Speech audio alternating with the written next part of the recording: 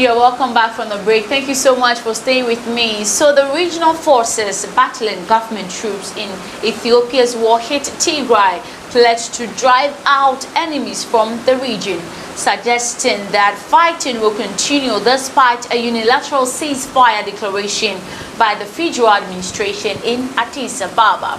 The Tigrayan forces said on Tuesday the regional capital Mekelle was 100% back under their control following the retreat of the Ethiopian government forces the day before, adding that they were conducting mobile operations. Our forces are still in hot pursuit to the southeast, said Maticha Reda, spokesman for the Tigray People's Liberation Front, the TPLF. Our primary focus is to degrade enemy fighting capabilities. So if going to Amhara is what it takes, we will do it. If going to Eritrea is what it takes, we will do it. Get a child told routers by satellite phone. The retreat followed days of the territorial gains by the Tigrayan forces battling Ethiopia's government and its allies, including troops from neighboring Eritrea and fighters from the Ethiopian region of Amhara, which borders Tigray to the south. The swift turn in the early 8-month war has left people scrambling to understand what exactly is going on in the region of 6 million people, as communications links are largely down. On the other hand, Eritrea forces accused of some of the world's worst atrocities are no longer visible in several Tigray areas. Witnesses said they had reported that the towns of Shire, Axum and Ajar, but it was not immediately clear whether they had left other communities where they were going or whether the retreat was temporary. Tigray fighters were reportedly moving into Shire on Tuesday, their latest gain after some of the most intense fighting of the war.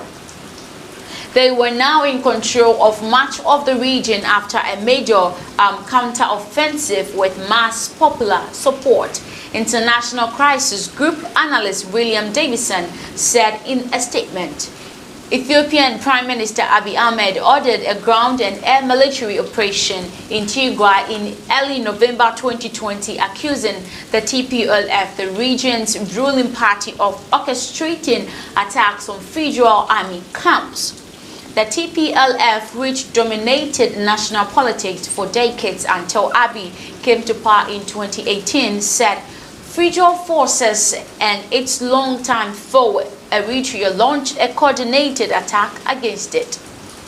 Abiy, the winner of the 2019 Nobel Peace Prize, declared victory in late November after the army entered Mekelle. Fighting, however, continue amid growing reports of massacres, rape, and widespread hunger.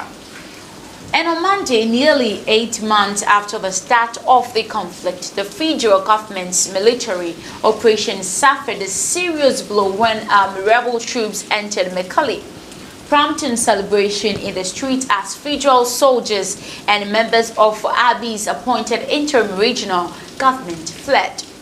Abiy's government then announced on Monday night it was declaring a unilateral ceasefire, though there was no immediate response from the TPLF. Instead, a TPLF statement said the government and army of Tigray will carry out all tasks necessary to ensure the survival and security of our people.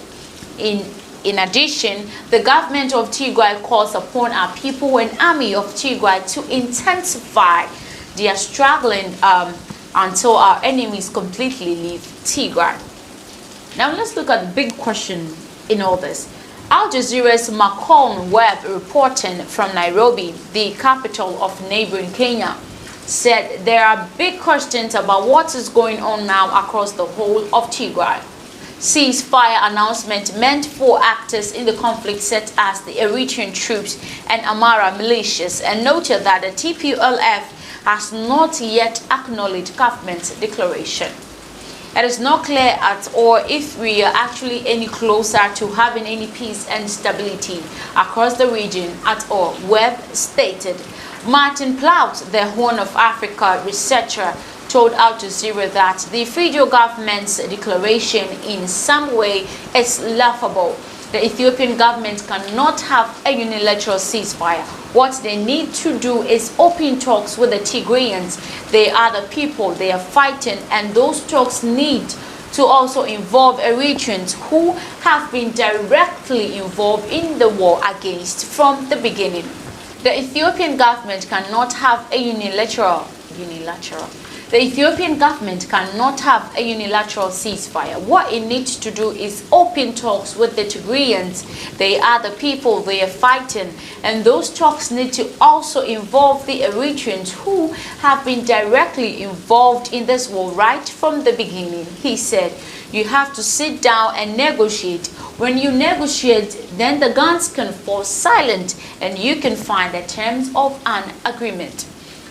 Though the Tigrayan forces did not hold any big cities and towns for months, its leaders have repeatedly boasted that they were regrouping into remote rural areas. Last week, they launched a major offensive that coincided with Ethiopia's highly anticipated national elections, which unfolded in much of the country through not in Tigray. The results of the polls have yet to be announced. Now let's look at the difficult road to peace. The brutal war in Tigray has been marked by killings, widespread sexual violence and other abuses, with the United Nations warning that the fighting has led to 350,000 people facing famine conditions. The United States says up to 900,000 people are facing famine. The UN says government forces and their allies have repeatedly blocked aid convoys in Tigray. Amid aid mass flowed in Tigray, pleaded they have to lug food into Tigray from everywhere it can come, through the port of Eritrea or Djibouti, through Sudan, through Ethiopia.